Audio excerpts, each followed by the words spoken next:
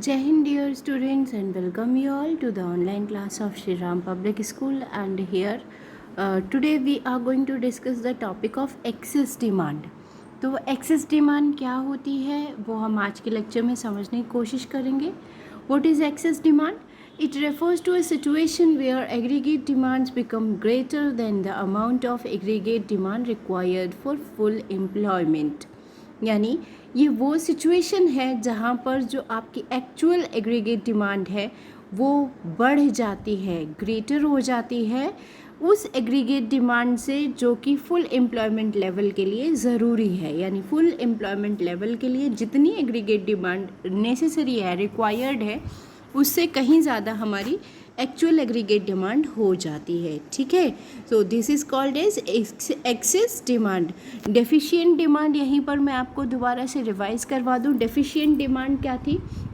It was the situation where the aggregate demand, where the actual aggregate demand falls short of the aggregate demand required for full employment level. इसी का just opposite जो था वो deficient demand था. वो situation जहाँ पर actual aggregate demand के उस लेवल से कम है जो कि फुल एम्प्लॉयमेंट के लिए ज़रूरी है. यानी फुल एम्प्लॉयमेंट के लिए रिक्वायर्ड एग्रीगेट डिमांड से कम होने पर, एक्चुअल एग्रीगेट डिमांड के कम होने पर डेफिशिएंट डिमांड की सिचुएशन होगी. और अगर फुल एम्प्लॉयमेंट लेवल के लिए जितना हमें एग्रीगेट डिमांड का लेवल चाहिए उससे एक्चुअल एग्रीगेट डिमांड ज़्यादा है तो वो आपकी एक्सेस डिमांड कहलाएगी.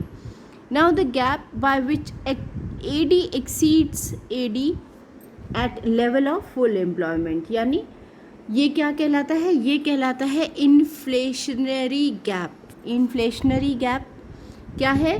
The gap by which actual AD, जो एक्चुअल एग्रीगेट डिमांड है वो जितनी ज़्यादा बढ़ गई है, वो actual aggregate demand at full level के पॉइंट से जितनी ज़्यादा ऊपर चली गई है, एक्सेस हो गई है, वो गैप हमारा क्या कहलाएगा? इन्फ्लेशनरी गैप कहलाएगा.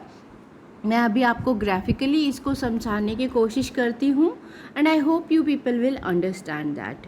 सो AD अगर फॉर्मूले मैनर में लिखें हम तो AD actual is greater than AD at full employment level. ये सिचुएशन हमारी क्या कहलाएगी? This is called as excess demand. Okay, now graphically इसको समझने की कोशिश करिए. Yes, so in graph you can see here, ये देखिए, ये जो डॉटेड लाइन है आपकी यहाँ से ये वाली, ये है आपकी AD एट F, यानी AD aggregate demand eight full employment level. अगर हमें इकोनॉमी में फुल एम्प्लॉयमेंट लेवल को अटेन करना है तो हमें इस एग्रीगेट डिमांड लाइन पर अपने आप को स्टेबल करना होगा. अपने आप को मतलब इकोनॉमी को. ठीक है, लेकिन अब सिचुएशन जो हम एक्सेस डिमांड की पढ़ रहे हैं वो क्या है? एक्सेस डिमांड वो सिचुएशन है जबकि एग्रीगेट डिमांड जो है वो इससे बढ़कर यहाँ पहुँच गई. यहाँ मतलब इस लाइन के ऊपर कहीं पर भी, चाहे यहाँ हो जाए या यहाँ हो जाए, जहाँ पर भी एग्रीगेट डिमांड इस लाइन पर फुल एम्प्लॉयमेंट की कर्व से ऊपर हो जाती है वो आपकी सिचुएशन एक्सेस डिमांड की कहलाती है. यानी उस एम्प्लॉयमेंट के फुल एम्प्लॉयमेंट लेवल तक तो हम पहुंच गए, मैक्सिमम यूटिलाइजेशन ऑफ रिसोर्सेज के पॉइंट तक तो हम ऑलरेडी पहुंच चुके हैं इकोनॉमी में. ठीक है, लेकिन अभी भी क्या है? अभी भी हमें पूरा और ज़्यादा डिमांड, और ज़्यादा कस्टमर्स कर रहे हैं, वहाँ के कंज्यूमर्स और ज़्यादा प्रोडक्ट्स की डिमांड कर रहे हैं.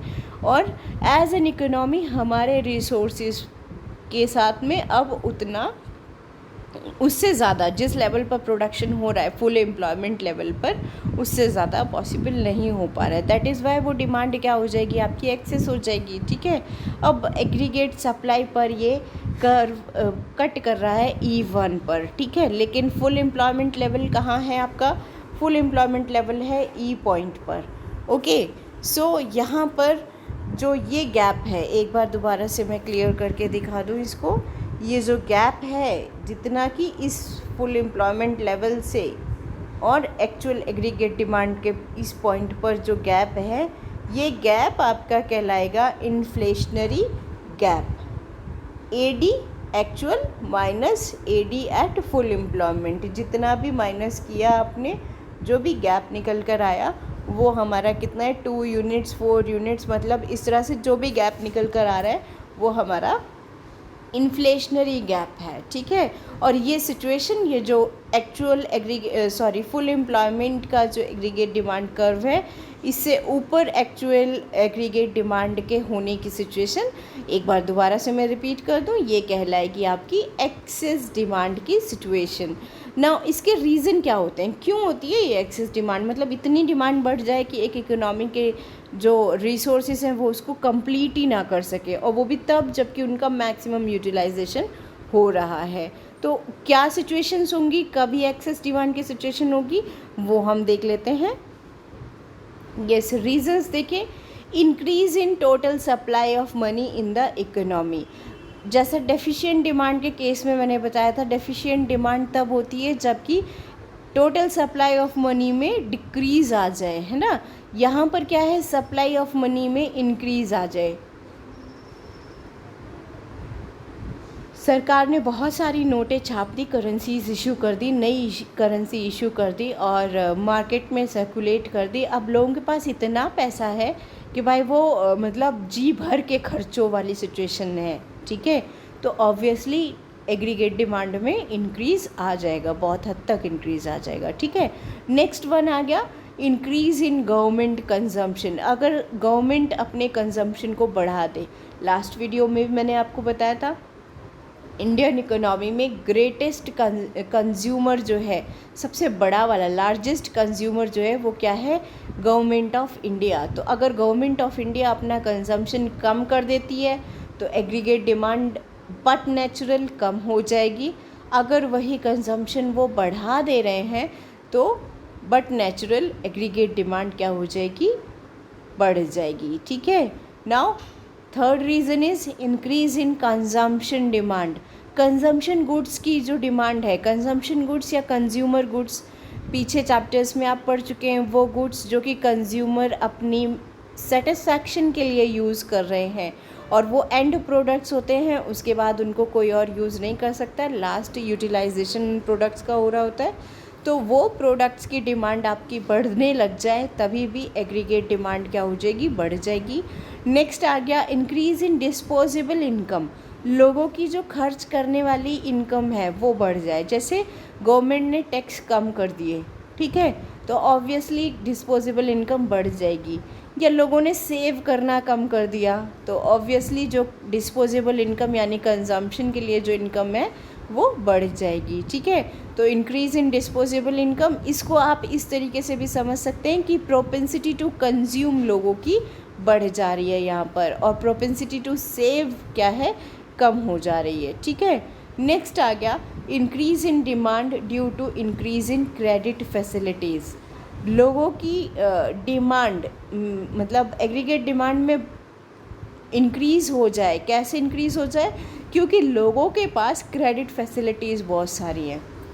जैसे कोई पर्सन था पहले जो है वो सिर्फ अपनी सैलरी से या जो कैश है उसी से खर्च कर पाता था, तो वो उतना ही ऑब्वियसली उतना ही लिमिटेड रहेगा उसका खर्चा।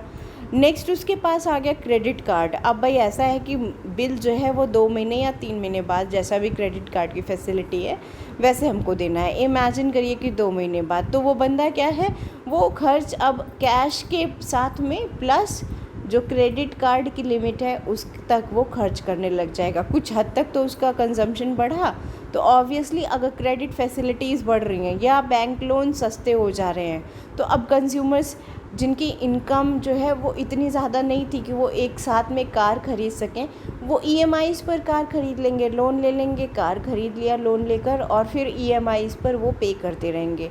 तो ये क्या हुआ, क्रेडिट फैसिलिटीज़ बढ़ने की वजह से एग्रीगेट डिमांड आपकी क्या हो गई, बढ़ गई, इंक्रीज़ इन डिमांड हो गया। ठीक है, नेक्स्ट आ गया इंक्रीज़ इन इन्वेस्टमेंट डिमांड। अभी हमने पहले पढ़ा था कंजम्पशन डिमांड में इंक्रीज़ आ रही है, यानी कंज्यूमर गुड्स जो हैं वो आपके उनके प्रोडक्ट्स की डिमांड में इंक्रीज़ आ रही है, तो ऑब्वियसली डिमांड बढ़ेगी, एग्रीगेट डिमांड बढ़ेगी। सेकेंड रीज़न आ गया इंक्रीज़ इन इन्वेस्टमेंट डिमांड, यानी इन्वेस्टमेंट गुड्स जो होते हैं जिनको आप कैपिटल गुड्स के नाम से ज़्यादा अच्छे से जानते होंगे, जैसे मशीनरी हो गया, प्लांट हो गया, फर्नीचर गुड्स हो गए, ठीक है। तो ऐसे जो हैवी जो कैपिटल गुड्स हैं जिनसे हम आगे प्रोडक्शन कर सकते हैं, उन गुड्स की डिमांड बढ़ जाए तो ऑब्वियसली वो डिमांड तो एग्रीगेट डिमांड तो बढ़ ही रही है और उसके साथ में प्रोडक्शन कैपेसिटी भी बढ़ रही है, ठीक है। तो ये हो गया इंक्रीज़ इन इन्वेस्टमेंट डिमांड, इन्वेस्टमेंट में डिमांड जो है वो इंक्रीज़ हो जा रही है। नेक्स्ट आ गया increase in export demand. Deficient demand में आपको याद होगा मैंने बताया था कि डेफिशिएंट डिमांड तब आती है जब एक्सपोर्ट्स में कमी आ जाती है, लोग विदेश में आपकी कंट्री के प्रोडक्ट्स को कंज्यूम करना कम कर दें या बंद कर दें, तो एग्रीगेट कंट्री की उस कंट्री की एग्रीगेट डिमांड जो है ऑब्वियसली कम हो जाएगी, है ना। लेकिन अगर इसी चीज़ को अपोजिट देखिए कि विदेशों में आपके प्रोडक्ट्स जो आपकी कंट्री के जो प्रोडक्ट्स हैं उनको डिमांड करने लगें लोग, इंक्रीज़ हो जाए उनकी डिमांड, तो क्या होगा, एग्रीगेट डिमांड ऑब्वियसली इंक्रीज़ हो जाएंगे, ओके, बढ़ जाएंगे, है ना। भाई अपने कंट्री में कंजम्पशन जितना है उतना है ही, बाहर के देशों से भी डिमांड आ रही है उन प्रोडक्ट्स के लिए, तो अब प्रोड्यूसर्स और ज़्यादा प्रोडक्शन करेंगे। तो ये हो गया आपका एग्रीगेट डिमांड इंक्रीज़ होने के reasons. That's all for today's video. कल की लाइव क्लास में हम लोग डिस्कस करेंगे यही टॉपिक पहले एक बार दोबारा से, and then we will proceed कि इसका सोल्यूशन क्या हो सकता है, इसकी रेमेडीज़ क्या क्या हो सकती हैं, है ना, किस तरह से ये जो इंक्रीज़ इन डिमांड है यानी एक्सेस डिमांड की सिचुएशन को हम कंट्रोल कर सकते हैं, क्योंकि इकोनॉमी के लिए ये भी अच्छी सिचुएशन नहीं है, ठीक। तो ये जो एक्सेस डिमांड की सिचुएशन है इसको किस तरह से कंट्रोल किया जा सकता है ये हम कल क्लास में डिस्कस करेंगे। That's all for today's video. Thank you and have a good day. Stay home, stay safe.